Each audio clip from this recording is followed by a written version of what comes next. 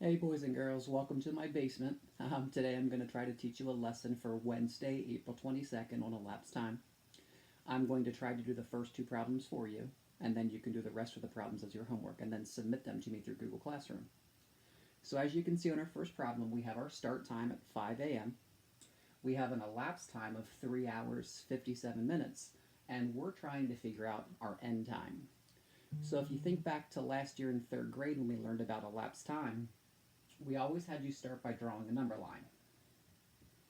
And on the number line, we want you to put your start time. So I know my start time is 5 o'clock or 5 a.m. I know that my elapsed time, I have to travel 3 hours. So I'm going to do 3 hops on the bottom for my hours. 1, 2, 3. And each of those hops represents 1 hour. So now I put a line, and this lets me know that I went from 5 to 6, 7, 8 o'clock. Now the last part that I need to do is I need to go to the minutes and show that I also traveled 57 minutes.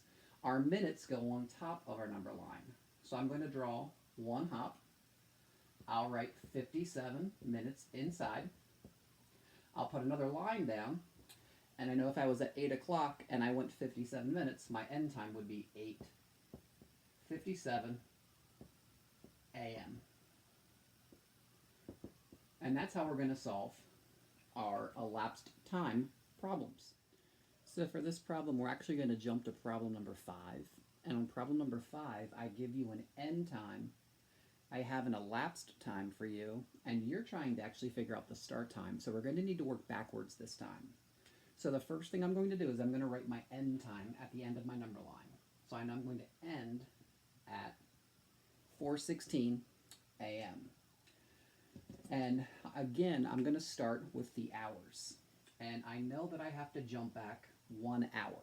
So again, I'm going to draw 1 bump on the bottom, and this 1 bump on the bottom represents 1 hour. So now I'll draw a line, and I'll know that if I was at 4:16 a.m. and I went back 1 hour, I'm going to now be at 3:16 a.m.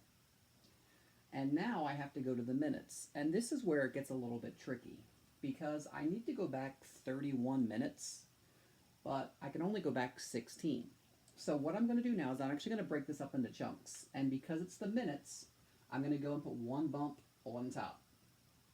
I know if I go back 16 minutes, I will end up at 3 o'clock. And now I actually need to do a subtraction problem.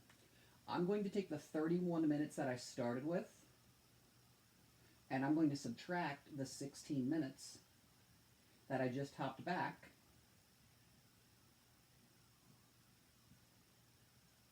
and I know that I still have 15 minutes left to go.